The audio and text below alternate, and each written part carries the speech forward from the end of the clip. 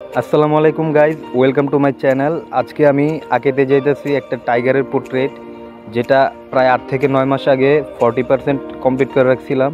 কিন্তু আজকে আমি এটা কমপ্লিট ড্র করবো সম্পূর্ণ গ্রেফাইট পেন্সিল দিয়ে। ভিডিওটা নাটাই না, সম্পূর্ণ দেখতে থাকেন শেষ পর্যন্ত।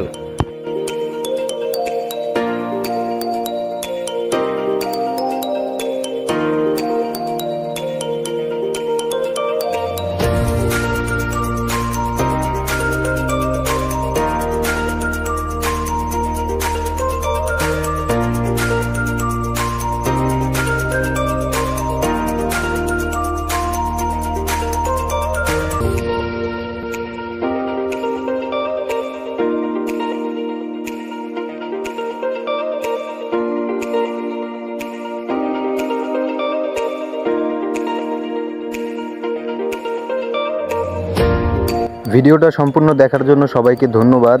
এমন রিয়েলিস্টিক আর্টের ভিডিও সবার আগে দেখার জন্য চ্যানেলটিকে সাবস্ক্রাইব করে তার পাশে থাকা বেল আইকনটি ক্লিক করে দিন। তো আজকের মতো বিদায় নিচ্ছি, দেখা হবে নতুন কোনো ভিডিওতে। আল্লাহ হাফিজ।